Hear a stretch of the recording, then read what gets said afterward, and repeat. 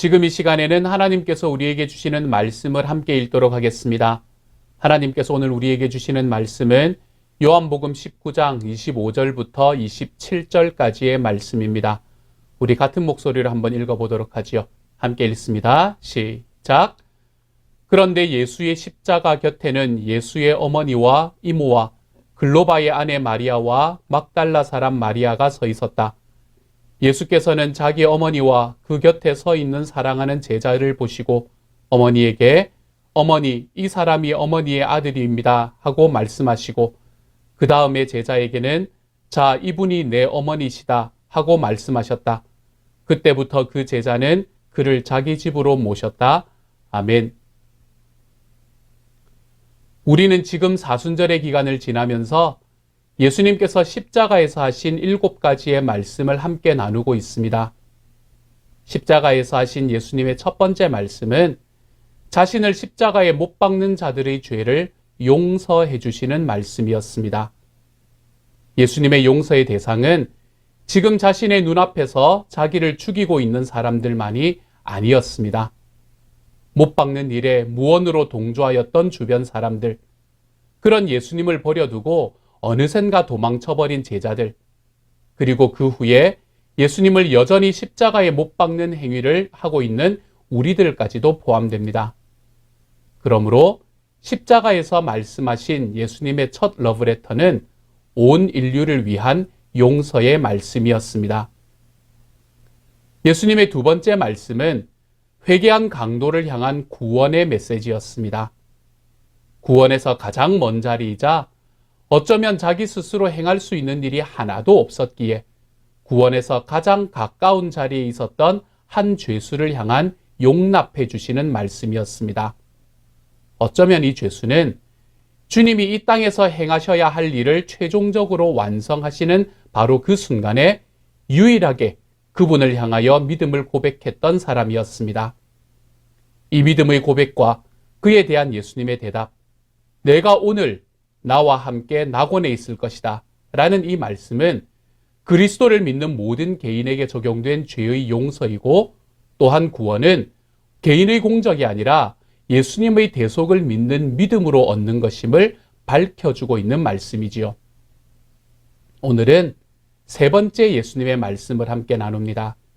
오늘의 말씀은 예수님의 육신의 어머니이신 마리아에 대한 배려로 부모 공경의 계명을 예수님이 구체적으로 실천하신 일입니다. 또한 육신의 가족을 넘어서 하나님 나라의 새로운 가족을 만드시는 예수님의 모습을 보여주는 말씀이기도 합니다. 예수님께서 십자가에 달리셨을 때 제자들은 모두 도망하고 십자가 아래에는 단 한 제자와 몇 명의 여인들만이 남아 있었을 뿐입니다. 오늘의 말씀은 그 한 제자가 사랑하는 제자로 불린 요한이었고 여인들은 예수님의 어머니와 예수님의 이모 그리고 글로바의 아내 마리아와 막달라 마리아였다라고 우리에게 알려주고 있습니다. 당시 십자가형은 흉악범을 단죄하기 위한 형틀이었습니다. 그 중에서도 예수님은 스스로를 유대인의 왕이라고 칭한 반역죄인으로 취급받고 있었지요. 그랬기에 그런 반역죄인을 감싸거나 그 사람의 일행이라고 밝혀지는 것은 자신의 목숨까지도 위험해지는 일이었습니다. 그래서 예수님이 그토록 사랑하셨고 3년 동안이나 양육하였던 제자들마저 도망하지 않았습니까?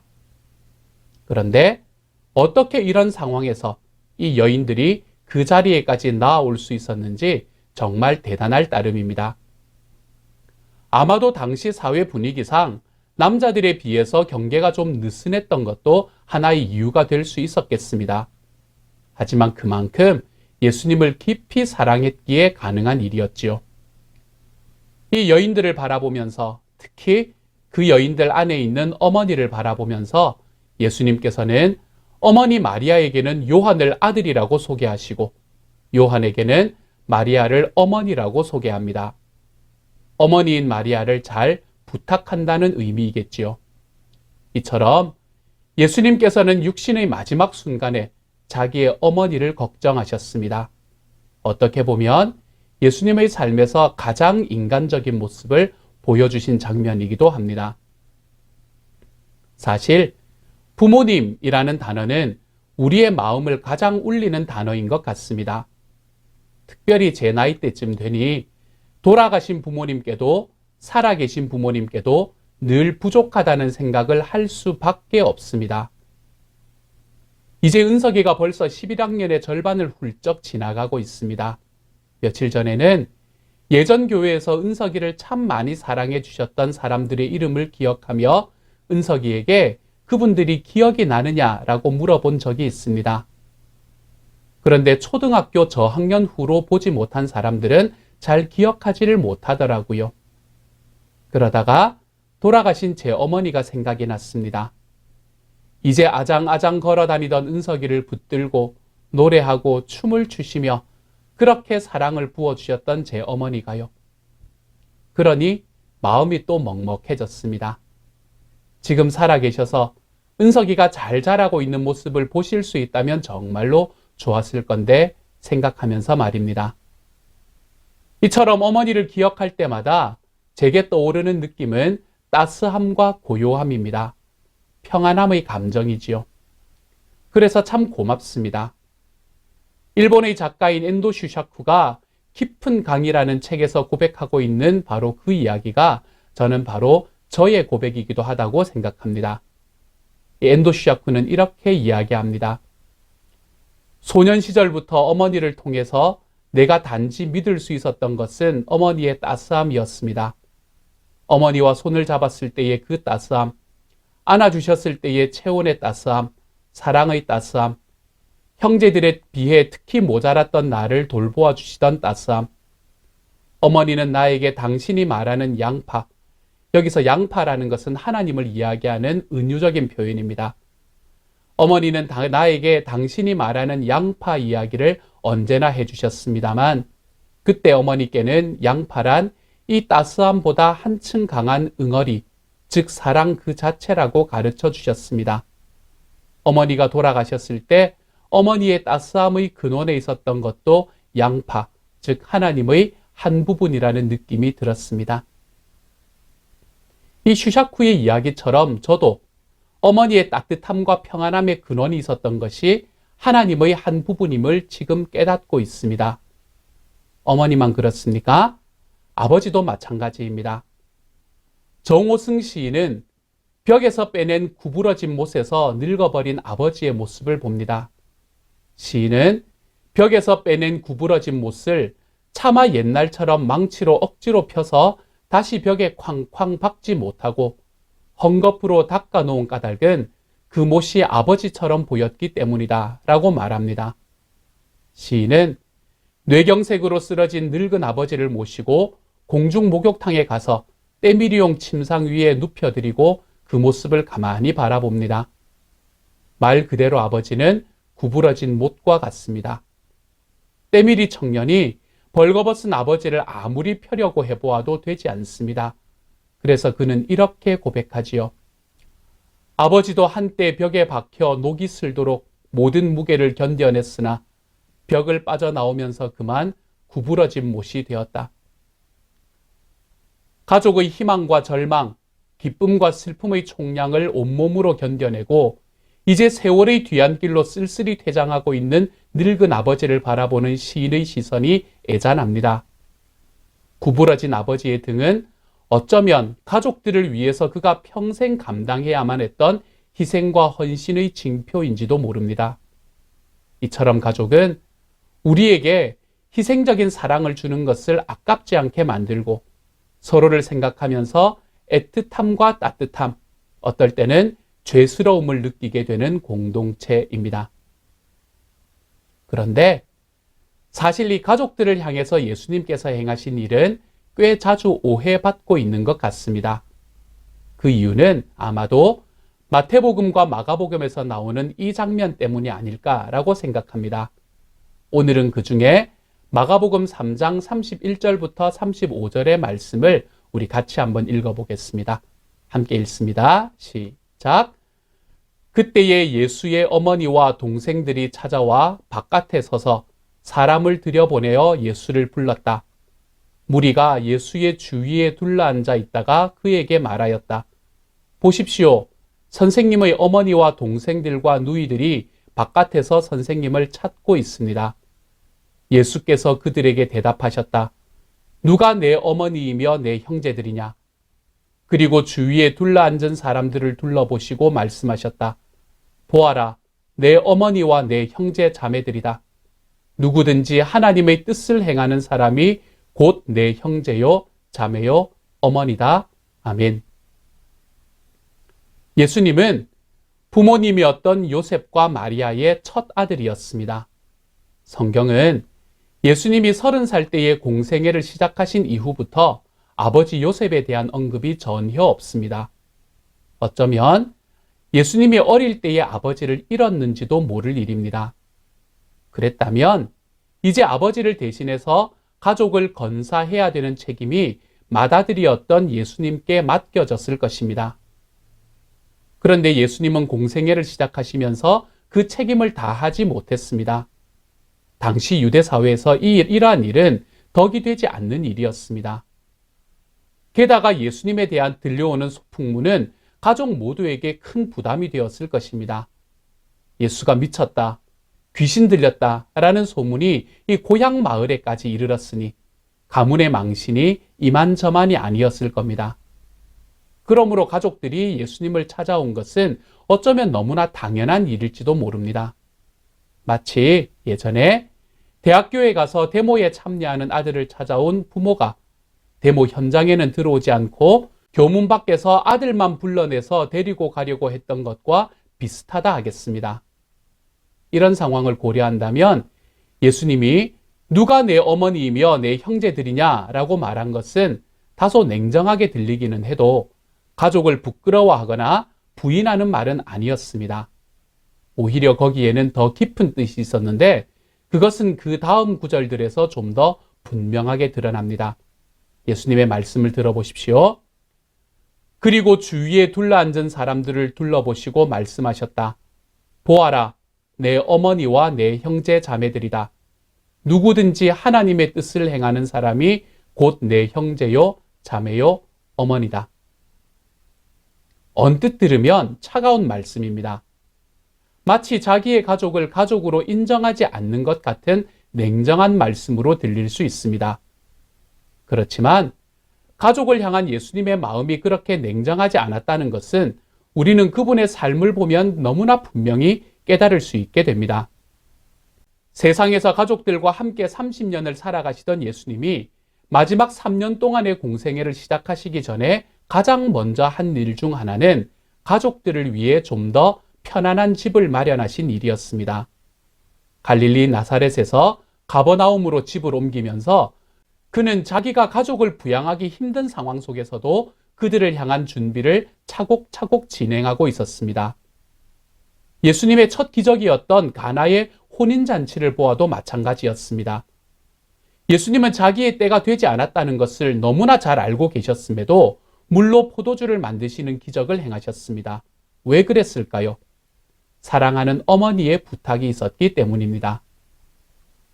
이처럼 가족을 소중히 여기던 예수님이 자기와 함께 있는 사람들을 향해서 이들이 내 가족이다 라고 선언하신 의미는 무엇일까요? 주님은 지금 여기에서 가족에 대한 새로운 기준을 제시하고 계십니다. 혈연이 아니라 하나님의 뜻에 대한 태도야말로 진정한 가족이 되는 기준이라는 것입니다. 예수님께서는 하늘 아버지를 가장으로 하여 모든 사람들이 가족이 되고 형제가 되는 새로운 세상을 꿈꾸고 계셨습니다. 이 말씀에서 예수님을 둘러앉은 사람들을 가르치기는 헬라어 단어는 흔히 무리로 번역이 됩니다. 이 단어는 오클로스라는 단어입니다. 이 사람들은 대단한 사람들이 아니었습니다. 오히려 그들은 가난하거나 굶주린 사람들이며 일정한 거처나 직업이 없는 사람들이었습니다. 그렇기 때문에 예수님께도 찾아온 것입니다. 그분께 와서 영적인 양식을 얻는 것뿐 아니라 육신의 양식까지도 얻을 수 있을까 해서 찾아왔던 사람들이었습니다. 예수님은 지금 이와 같은 사람들을 자신의 가족과 동일시합니다. 이는 단순히 혈연을 넘어선 것뿐 아니라 소유와 신분을 넘어서는 매우 파격적인 선언이었습니다. 나보다 나은 사람, 나보다 더 많은 것을 가진 사람들과 가족처럼 지내는 것은 어쩌면 쉬이 일어나는 일일 수 있겠습니다. 그렇지만 오클로스, 즉 무리들을 향해서 내 가족이라고 말씀하시는 순간 예수님께서는 사회에서 소외되고 약자의 위치에 있는 사람들을 부모로 받아들이고 형제자매로 받아들이고 계시는 겁니다. 이는 그때까지 사람들이 들어보지 못했던 전혀 새로운 의미의 가족의 모습이었습니다. 바울은 예수님의 이런 새로운 가족을 그대로 계승하여 새로운 모습의 하나님 나라의 가족의 모습을 발전시킵니다. 당시 사회가 이야기하던 황제를 아버지로 하는 황제의 가족이 아니라 사랑의 하나님을 아버지로 하는 하나님의 가족을 말입니다. 자, 그러면 여기에서 예수님께서 만들고자 했던 이 새로운 가족은 무엇을 의미할까요? 이것이 바로 교회입니다. 혈연으로 묶여있지는 않지만 하나님을 따라 살아가는 사람들이 함께 만드는 새로운 가족. 예수님이 십자가와 부활을 겪으시면서 만들고자 하셨던 가족보다 더 가족 같은 공동체. 그것이 바로 교회입니다. 교회는 같은 목표를 가진 사람들이 그 목표를 이루기 위해 함께 모이는 이익 공동체가 아닙니다. 교회는 비슷한 지위와 처지에 있는 사람들이 함께 모여서 교제하는 친교 공동체도 아닙니다. 비록 그 안에 불완전함이 보일 수 있지만 내가 생각하기에 왜 그러는지 잘 모르겠는 사람이 있기도 하지만 그 안에서 내 부모님, 내 형제라고 고백하며 하나님을 아버지로 모시는 서로를 향해서 한 하나님을 같은 아버지로 모시는 이 가족 공동체입니다. 교회는 약하고 아픈 분들, 삶의 어려움 속에서 가슴 아파하시는 분들을 향해서 이들이 내 부모님이다, 내 형제다 라고 부를 수 있는 가족 공동체입니다. 오늘 우리가 읽은 예수님의 가상칠언 중 세 번째 말씀은 주님께서 이렇게 가족을 만드시는 모습을 우리에게 선명하게 보여주고 있습니다. 지금 예수님의 십자가 아래에서는 한 가지의 묘한 일이 일어나고 있습니다. 어머니, 이 사람이 어머니의 아들입니다 라는 말과 보라, 내 어머니다 라는 예수님의 이 말씀을 통해서 원래 어머니가 아니던 사람이 어머니가 되었고 아들이 아니던 사람이 아들이 되었습니다. 우리 주님도 마지막 순간이 오자 육신의 어머니의 안위가 걱정되었을까요? 물론 그러셨겠죠. 모든 사람을 사랑하신 그분이 육신의 어머니를 비켜가실 수가 없었을 것입니다. 그렇지 않아도 예수님의 삶 속에서도 그토록 사랑하고 아끼던 어머니가 아니었습니까? 그러나 이날 일어난 일은 이러한 내용보다 훨씬 더 크고 깊습니다. 하나님의 가족을 만들기를 원하시는 예수님의 말씀으로 지금 십자가 아래에서 교회가 태어난 것입니다. 교회는 제자들에 의해서 우연히 만들어진 집단이나 조직이 아닙니다. 교회는 예수님의 십자가의 열매입니다. 우리 예수님은 십자가에서 교회를 낳으셨습니다. 지금 예수님의 십자가 아래로 들어가서 이 모습을 한번 깊이 살펴보십시다. 이날의 모습은 우리가 다른 곳에서도 자주 본 듯한 꽤 낯익은 모습입니다. 한 사람이 조금 높은 자리에 서 있습니다. 그 아래에는 한 남자와 한 여자가 나란히 서 있습니다. 위에 선 사람이 아래에 있는 두 사람을 향해 말하기를 서로를 서로에게 부탁하고 서로 잘 섬기고 돌보겠노라 서약도 받아냅니다. 어디서 본 것 같지 않습니까, 여러분? 어디서 보셨나요? 그렇습니다. 결혼식입니다. 우리 예수님은 주례, 요한과 마리아는 마치 신랑과 신부의 역할을 하고 있는 듯합니다. 물론 여기에서는 부부를 탄생시키는 예식은 아닙니다. 하지만 부부가 결혼을 하여 한 가족을 이루게 되듯 이날에는 어머니와 아들이라는 관계를 통해 예전에는 가족이 아니었던 두 사람이 하나의 가족이 되게 하는 예식이었지요. 그렇게 주님은 십자가 위에서 교회를 낳으셨습니다. 이 십자가의 고통은 그러므로 해산의 고통이었고 그 고통 끝에 태어난 탐스러운 아기의 이름이 바로 교회였습니다. 막힌 담을 허물고 새로운 가족이 된 교회. 한 영혼의 구원을 넘어 예수님의 십자가는 교회를 잉태하고 있었습니다. 그러므로 교회는 무엇입니까? 십자가 아래에서 어머니가 아니던 사람이 어머니가 되고 아들이 아니던 사람이 아들이 되는 것. 그것이 바로 교회입니다. 우리가 예수님을 나의 주님으로 모셨다는 증거가 무엇일까요? 예수님의 십자가가 허비되지 않고 그 구원의 능력이 나에게도 당도했다는 증거가 무엇일까요? 바로 교회입니다. 예수님 안에 있는 저 사람을 내 가족으로 받아들이는 교회. 내가 그런 교회가 되는 것이 바로 예수님의 십자가가 내게 당도했다는 증거입니다. 때로 우리가 살아가다 보면 어머니로 생각하고 싶지 않은 사람들이 보입니다. 아들로 받아들이기 버거운 사람들도 덜어 있습니다. 그렇지만 그 사람들을 어머니와 아들로 받습니다. 왜요? 그 사람이 예수님의 가족이기 때문에요. 예수님이 그 사람을 위해서도 죽으셨기 때문에요. 그것이 바로 예수님의 십자가 은혜가 내게도 당도했다는 증거입니다. 여러분, 우리는 결혼을 하면서 누구누구씩 나는 지금 당신과는 결혼하지만 당신 부모님은 내 시부모님으로 받아들일 수가 없어요 라고 말하거나 나는 당신과 결혼하지만 당신의 가족은 처형이나 처제로 인정할 수 없어요 라고 할 수 있습니까? 우리는 이렇게 말할 수가 없습니다. 이것은 어불성설입니다. 아니 혹시라도 그런 상황이 벌어진다고 하더라도 이런 결혼은 결단코 행복할 수가 없습니다. 결혼을 해서 가족이 된다는 것은 그 사람이 가족도 내 가족으로 받아들이겠노라는 표현입니다. 그렇다면 지금 어머니 마리아와 제자 요한을 어머니와 아들의 관계로 이어주시며 주님께서 십자가 위에서 만드신 이 가족은 어떻습니까? 이 하나님의 가족 공동체인 우리 교회의 모습은 어떻습니까? 예수님은 내 주님으로 모시지만 당신은 내 가족으로 받아들일 수 없습니다. 라고 말할 수 있습니까? 안 됩니다. 그럴 수가 없습니다. 그런데 슬프게도 이처럼 말이 안 되어야 하는 일들이 가끔 일어납니다. 가족이 아닌 교회가 보입니다. 하지만 그 길은 행복한 길이 될 수가 없습니다.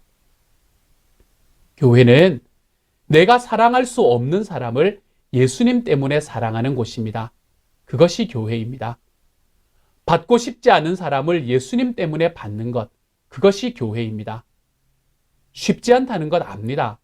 그렇지만 비록 그 끝이 아득해 보인다 하더라도 여기가 바로 우리가 달려가야 할 우리의 표대입니다. 십자가에서 하나님을 아버지로 모시는 교회라는 이 가족을 만드신 주님은 후에 베드로에게 요한의 아들 시몬아 내가 나를 사랑하느냐 라고 질문하십니다. 그리고 그렇다는 대답에 예수님은 그에게 십자가의 명령을 다시 내리십니다.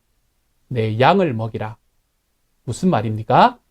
너도 가서 어머니가 아니던 사람을 어머니로 섬기고 아들이 아니던 사람을 아들로 먹이라는 말씀입니다. 베드로를 향한 명령이기도 하지만 십자가에서 지금 주님이 만드신 이 교회를 향한 명령이기도 합니다. 사랑하는 여러분, 저는 우리 교회가 천천히 느리지만 이처럼 가족이 되는 방향으로 걸어가고 있음이 참 감사합니다. 목장 식구라고 서로를 편하게 지칭하며 그런 마음으로 서로를 대하는 모습으로 걸어가고 있어서 참으로 감사합니다. 내가 아직 가지지 못한 것을 우리 목장 식구가 가지게 될 때 기쁜 마음으로 축복해주는 교회여서 참 좋습니다. 목장 식구가 아프고 어려울 때, 도움이 필요할 때 마치 그것이 내 일인 것처럼 달려가 힘써서 섬기는 모습이 우리의 모습이어서 너무나 좋습니다. 저는 특별히 요즘에 1, 2, 3 기도가 있다는 게 얼마나 감사한지 모릅니다. 제가 목사이기 때문에 늘 완벽한 모습을 보이면서 살아가지 않을 수 있어서 얼마나 감사한지 모릅니다. 어려울 때, 고민될 때, 또 즐거울 때 함께 나누며 같이 기도하는 가족이 있다는 것이 얼마나 감사한 일인지 모릅니다. 그래서 힘이 납니다. 제가 시온영락교회의 목사가 되었기 때문이 아니라 제가 여러분과 하나님 안에서 함께 맺어진 가족이라는 사실 자체가 얼마나 감사한지 모릅니다. 예수님께서 십자가에서 만들어주신 이 가족, 목장이라는 가족, 교회라는 가족이 주 예수님의 십자가로 맺혀진 그 탐스러운 교회의 열매가 저와 여러분 안에 더욱 풍성히 그리고 더욱 오랫동안 맺힐 수 있기를 우리 주님의 이름으로 간절히 소망합니다. 예수님께서 십자가로 만들어주신 이 교회는 그렇다면 어떤 모습을 띠게 되는 것일까요? 저는 4가지만 간단하게 말씀드리려고 합니다. 첫째로, 세상은 그 사람이 가진 영향력이나 힘의 크기에 따라 서열을 매깁니다. 하지만 교회에서는 모든 성도들이 서로 지체가 되어 그리스도의 몸을 형성해 나갑니다. 힘과 재능의 크기는 역할의 차이일 뿐 서열이 아닙니다. 하나님께서 각 사람에게 주신 은사는 스스로 만족하라고 주신 것이 아니라 공동체를 풍성하게 하라고 주신 것입니다. 서열이 아니라 역할에 따라 서로를 바라보는 공동체. 이것이 하나님께서 세워주신 교회의 첫 번째 모습입니다. 둘째로, 세상은 쓸모를 가지고 사람들의 우열을 매기지만 교회는 가장 연약한 지체가 가장 귀히 여김을 받는 곳입니다. 이 원리가 깨어지면 교회는 새로운 세상의 전초기지가 될 수가 없습니다. 나의 약함 가운데 주님께서 역사하신다. 이 믿음이 확실할 때 우리는 더 이상 나를 더 크게 보이기 위해 애쓰지 않아도 됩니다. 있는 모습 그대로 품어주고 품겨지는 평안의 공동체를 누릴 수 있게 되지요. 셋째로, 세상을 지배하는 원리는 경쟁이지만 교회를 지배하는 원리는 협동입니다. 교회는 남보다 앞서가는 10걸음을 경축하기보다는 남들과 함께 걷는 한 걸음을 귀하게 여깁니다. 넷째로, 세상을 지배하는 또 다른 원리는 지배이지만 교회를 이끄는 원리는 섬김입니다. 내 뜻대로가 아니라 상대를 성공시켜주는 방향으로입니다. 예수님은 뭇 민족의 왕들과 권세를 부리는 자들은 백성들을 위해서 군림하는 사람으로 행세하지만 제자들은 그래서는 안 된다며 너희 가운데서 가장 큰 사람은 가장 어린 사람과 같이 되어야 하고 또 다스리는 사람은 섬기는 사람과 같이 되어야 한다라고 말씀하셨습니다. 영국에서 유학을 했던 제 친구에게서 들은 이야기입니다.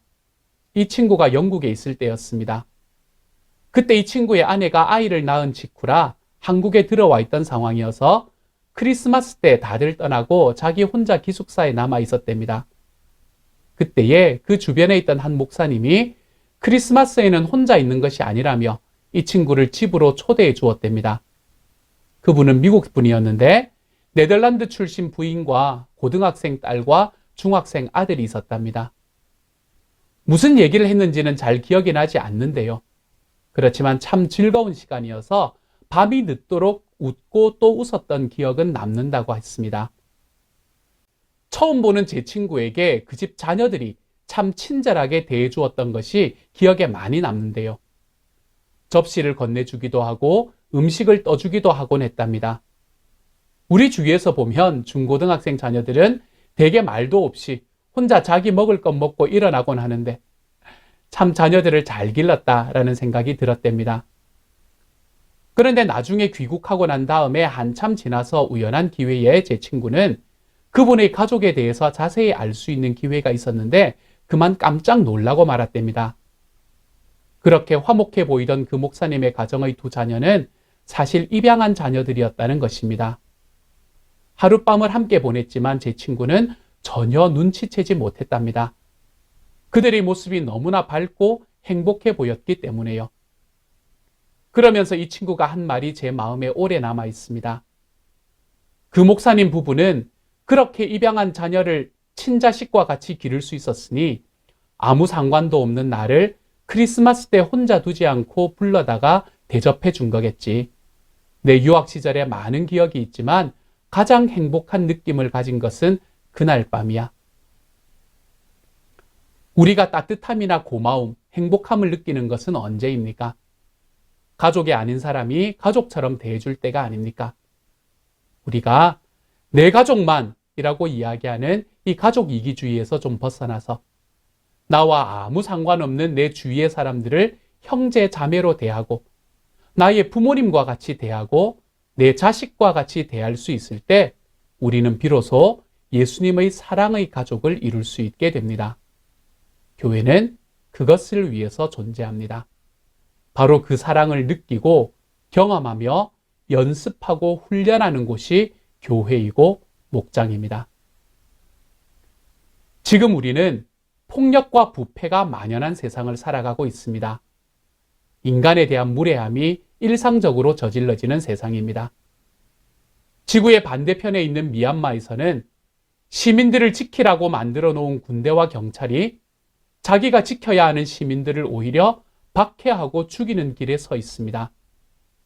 며칠 전에는 아틀란타의 마사지샵에서 일하시던 한인 여성들이 희생되는 일이 있었습니다. 샌프란시스코에서는 마스크 착용을 요구하던 아시아계 우버 기사를 폭행하는 일이, 길을 걷고 있던 아시아인을 린치하는 일이 일어나는 시대입니다. 이처럼 가난하고 소외된 이들의 가슴에 대못을 박는 말과 행위들이 두려움 없이 자행되는 세상에서 주님은 우리에게 새로운 가족을 만들어라 라고 명령하십니다. 서로의 성공을 기쁘게 빌어주는 공동체, 나눔과 평화의 친절함을 경험할 수 있는 공동체, 어느 누구도 방어적인 태도를 가지고 살아가지 않아도 되는 공동체, 연약한 사람도 무능력한 사람도 그대로의 모습으로 존중받고 받아들여지는 공동체 말입니다. 이런 삶이 가능하다는 사실을 우리에게 일깨우는 이들이 우리 주변에는 존재합니다. 가난한 나라 사람들 곁에 머물면서 그들의 가슴에 자존감과 희망을 심어주기 위해 애쓰시는 분들, 장애를 안고 살아가는 이들을 섬기기 위해 힘쓰시는 분들, 그렇게 멀리 가지 않더라도 내 주위에서 정신적으로, 물질적으로, 또한 관계 속에서 힘들어하시는 분들을 위해서 섬기시며 기도하는 분들, 그런 분들에게 주어지는 명예로운 호칭이 바로 하나님의 가족이라는 것입니다. 저는 앞에서 부모님의 사랑의 특징이 따뜻함이라고 이야기를 드렸습니다. 세상에는 그런 부모님을 만나지 못해 쓸쓸한 이들이 많습니다. 혈육의 어머니, 아버지를 공경하는 것도 마땅한 일이지만 냉랭한 세상에서 가슴 아리하고 있는 사람들에게 사랑의 따스함을 전하는 일도 또한 소중한 일입니다. 잊지 마십시오. 십자가에서 어머니와 요한을 향해서 말씀하시던 우리 주님의 음성을 통해 우리는 하나님의 가족으로 부르심을 받았습니다. 우리가 세워가는 목장이, 그 목장들이 모여있는 교회가 이러한 주님의 사랑을 가슴에 가득히 품고 세상으로 나가 우리의 가족의 외연을 끝없이 넓혀가는 저와 여러분이 될 수 있기를 우리 주님의 이름으로 축복합니다. 주님의 말씀입니다. 어머니 보십시오. 이 사람이 어머니의 아들입니다. 자, 이분이 내 어머니시다. 함께 기도하겠습니다. 사랑하는 하나님, 자기의 어머니와 자기의 사랑하는 제자를 어머니와 아들의 관계로 이어주면서 주님께서는 하나님 나라의 가족이 무엇인지를 우리에게 보여주셨습니다. 우리는 하나님의 교회를 함께 행함으로 함께 만들어가며 이 하나님의 나라의 가족을 우리의 삶에서 연습하며 살아가고 있습니다. 주님, 우리가 만들어가는 목장에서, 우리가 만들어가는 교회에서 우리가 하나님의 나라를 만들어갈 수 있는 하나님의 사람이 되게 하여 주옵소서. 하나님 나라의 가족을 만들어가는 사람들이 되게 하여 주옵소서.